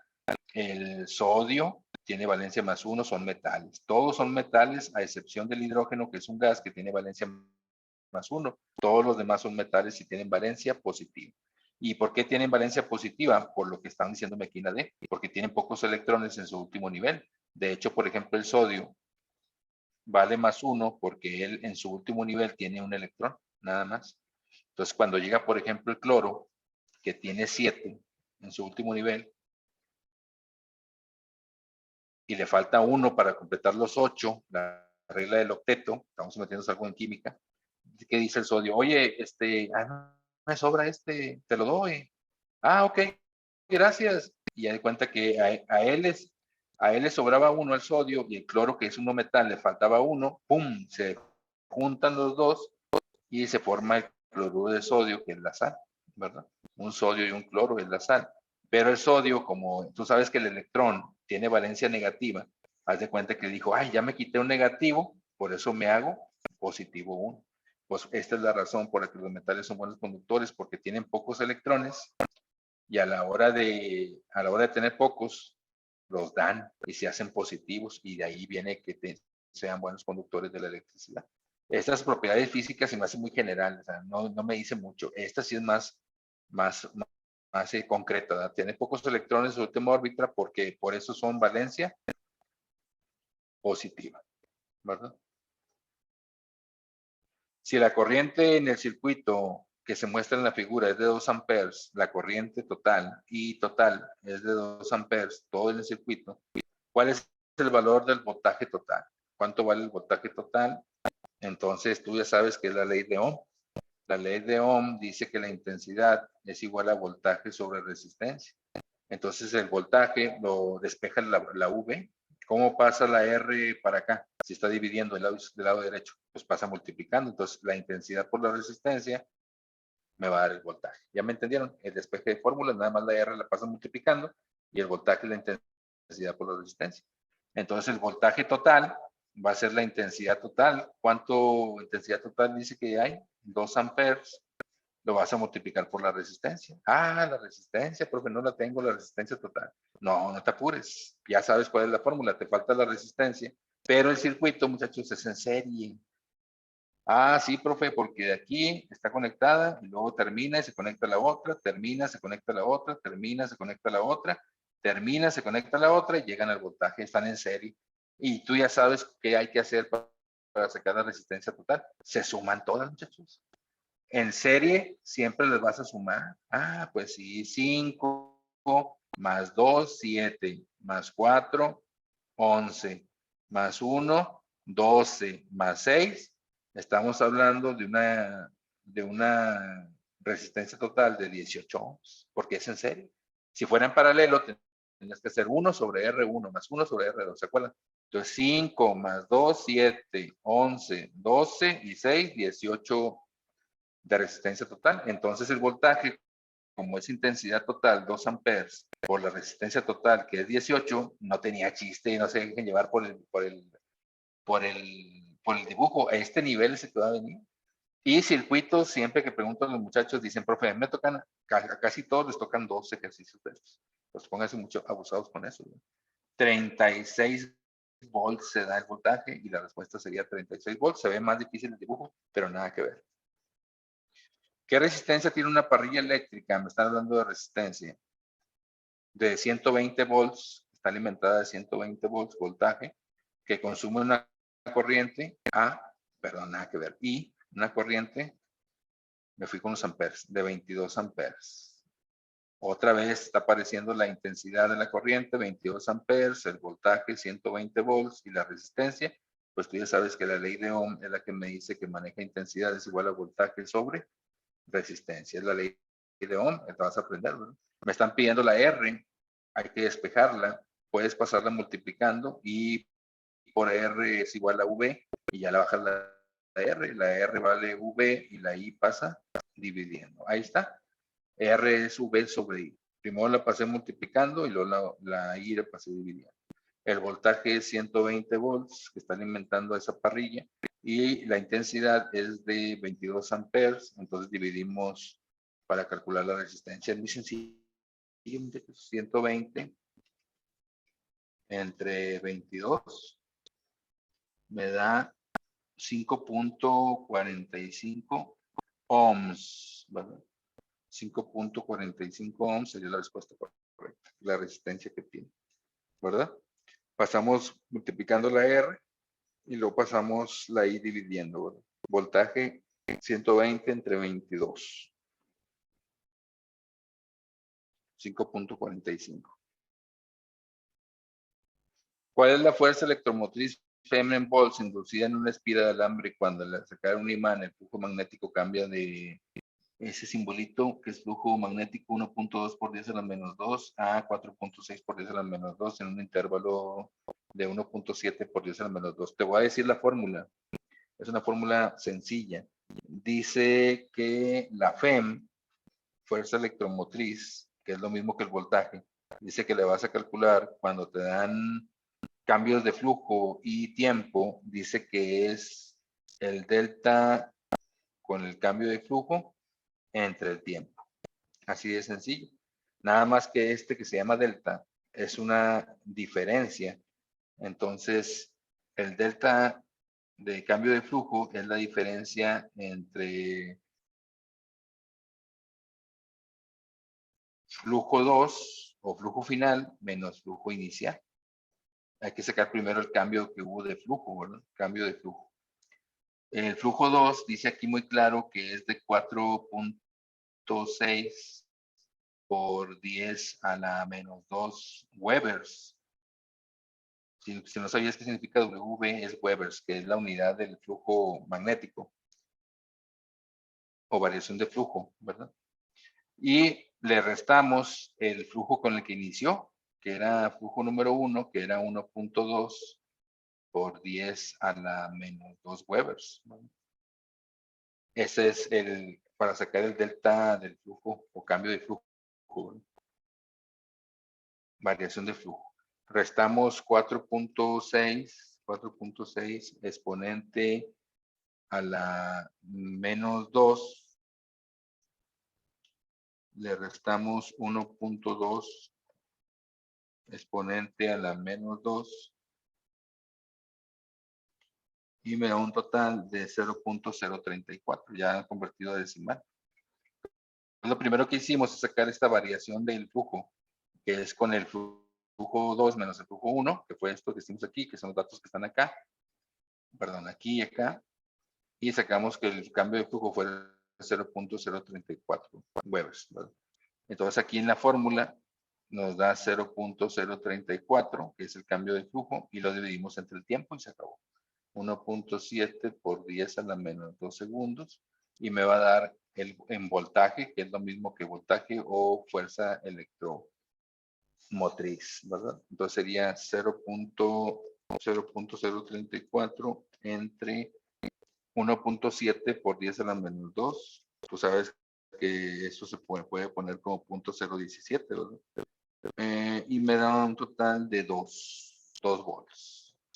Ahí está. No tiene chiste. Apréndetelo, por favor, la fórmula.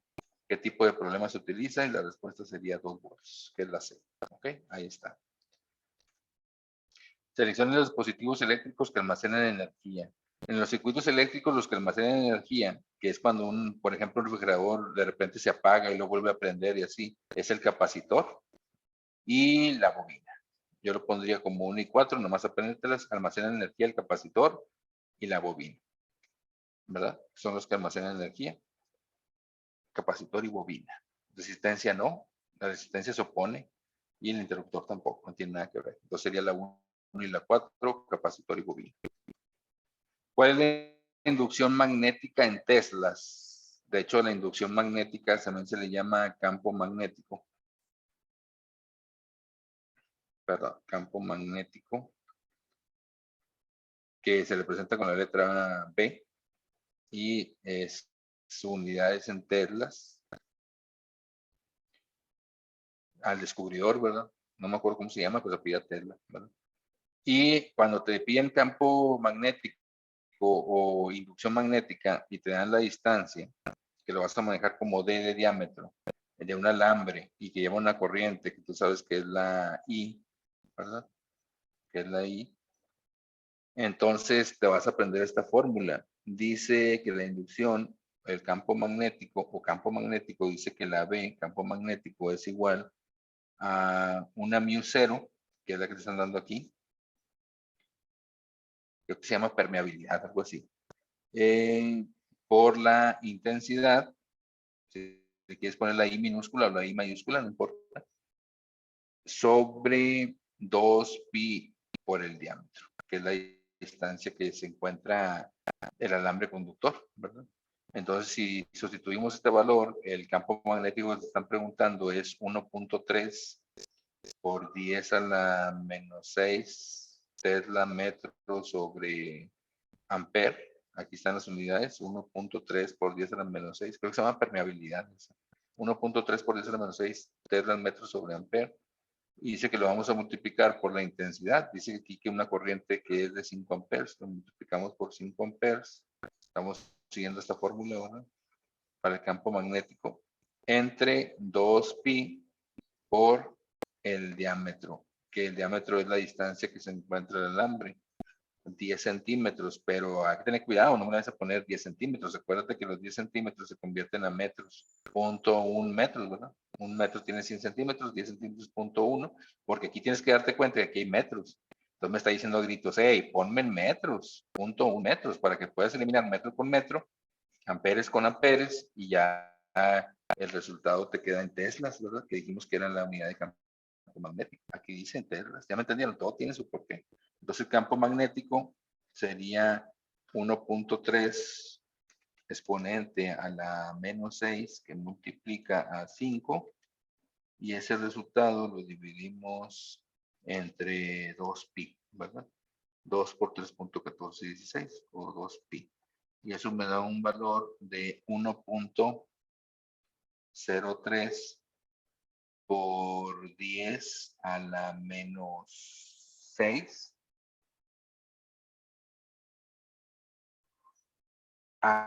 Espérame, me equivoqué aquí.